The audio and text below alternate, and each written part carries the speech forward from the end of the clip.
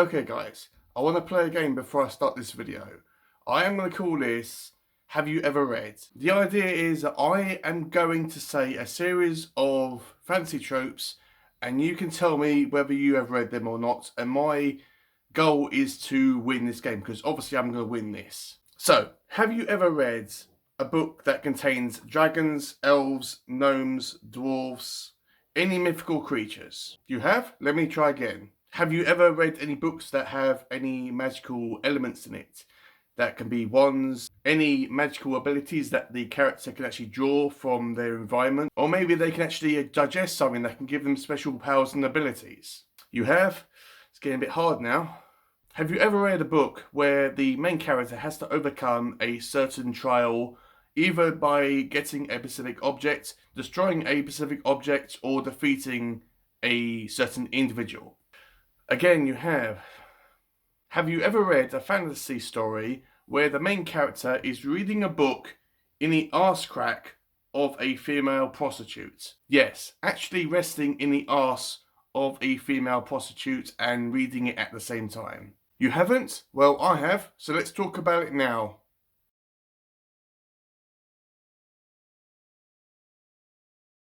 Hi guys, my name is David and welcome back to my channel. Recently, me and Kris from Kris Reviews have been buddy reading Prince of Thorns by Mark Lawrence. This is obviously a grimdark book, which is a fantasy story.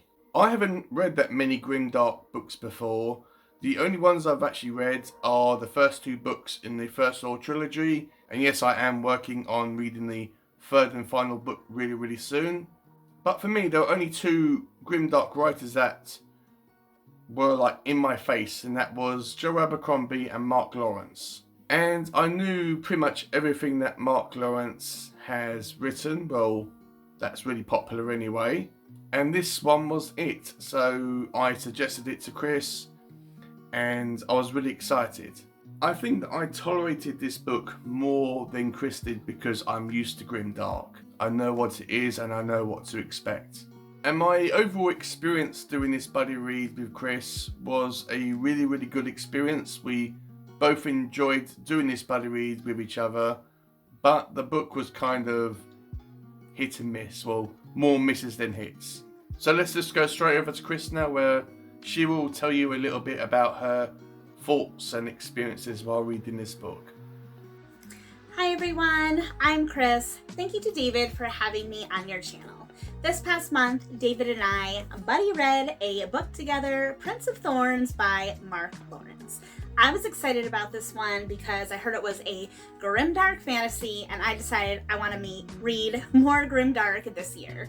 But having now read the book, I wasn't a big fan of it. I wasn't a big fan. And I know, David, you weren't either, but I think he might have liked it marginally better than I did. But here's the thing. I like books with really strong characters and lots of character development. And this book was severely lacking in that. Our main character, Jorg, he's a young boy. He's supposed to be a young boy, but he's like super violent. He does all this crazy stuff. And that's fine, but I don't feel like I got to know him that well. And everyone on his crew, his brothers, I didn't really feel like I got to know anyone very well. Like I couldn't tell you like one thing about anyone in his crew or in this story except for Jorg, that he's a violent and angry teenager. I think there was a real missed opportunity to make him more childlike. Like I think that could have been a really cool juxtaposition, young child, super violent, but that didn't happen. And then the plot was really boring to me and was really hard to get through at times. It definitely has the feel of a classic fantasy where there's like a quest, you're on like a straight line, and then all these random things happen along the way. And I will say the one thing that I probably liked about this book is that it does have a lot of action and a lot of, grim story plot points. So that was the only thing I'll give it a thumbs up for. But otherwise, everything that happened really felt random to me and left me wondering what the heck was going on. So anyway, those are my thoughts on Prince of Thorns. Not my favorite book, but I'm glad that I got a chance to buddy read it with you, David. I'll let you get back to your channel. Thanks for that, Kris. And if you want to watch Kris's video review for Prince of Thorns, I will have it linked down below, as well as a link to her channel. She is a really great booktuber, and she's a really friendly person. She really is. So before I tell you what the story is all about, let me just say my usual things here, that of course this is going to be a spoiler-free video, and to be honest guys, I don't think I could spoil this book even if I tried. And of course this is just going to be my own thoughts and feelings regarding this book. I think that this is a book which you have to read more than once to have the story fully sunken in. And additionally, I found out that this was Mark Lawrence's first published novel. Because the writing style was kind of weird, so I just wanted to have a look into that, because he does describe stuff in a really unusual way. So this book revolves around our main character called Jorg. Jorg is a little boy. He's about 10 or 15, and he is from a royal family. He is a prince. That's why the book is called Prince of Thorns. And we follow him and his crew, which are called his brothers. They're not related, they're just called his brothers, and he refers to them as such. This story doesn't really have a plot. We know pretty much at the start of it, okay, what's going to happen at the end, because what was introduced at the start of the novel. But for the most part, Jorg and his brothers are going around this world, basically killing people, getting into all these different situations, and you just have to go along with it. We find out a little bit about Jorg. Well, not much, but we do find out a little bit about him. That his mother and younger brother were tragically murdered and assassinated. And this happened right in front of him as he was trying to escape. I'm pretty sure he got tangled up in a bush that had all these thorns that were holding him in place, and he couldn't move. So that's why the book is called Prince of Thorns. And this affected him so much because after the loss of his mother and brother, he basically lost all of his innocence. And he was brought up by his father, who is a king. And Jorg's father is pretty much an a-hole. He hasn't got any fatherly instincts in him. He doesn't see Jorg as a son or a rightful successor to his throne. And he always ignores him whenever Jorg is around. And yes, we do spend some time with Jorg's father.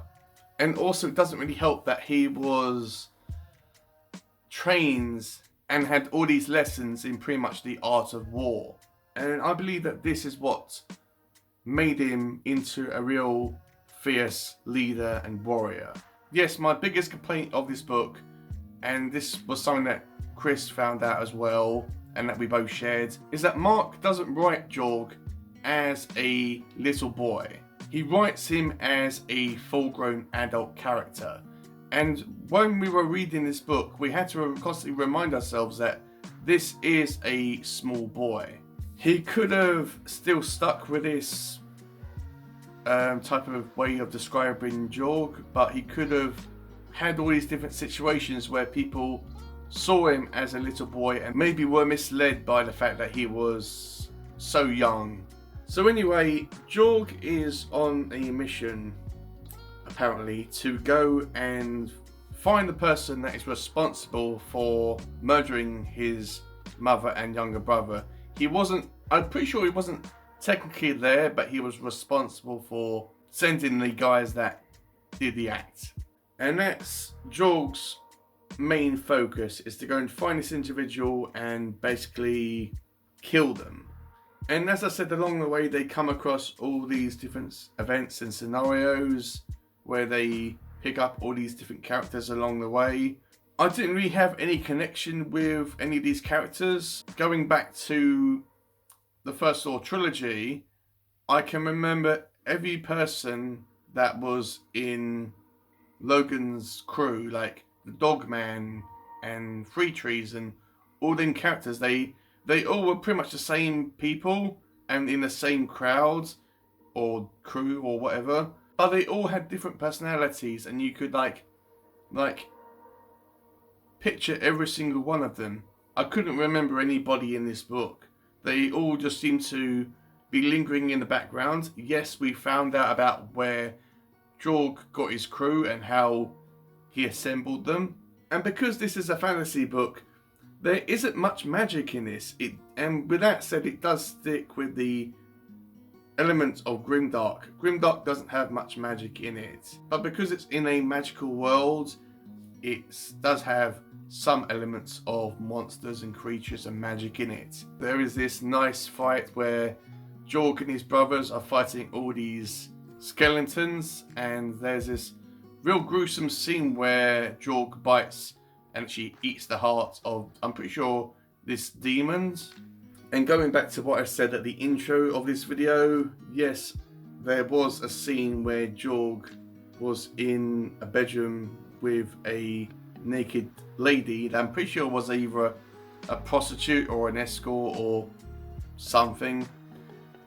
And he was reading a book that he actually literally propped up in this woman's arse crack and was actually reading it. That wasn't something that I made up, and it was something that I even had to confirm with Kris, because we couldn't, both of us couldn't really understand about why Mark put that in the book. It was kind of a unusual thing to have.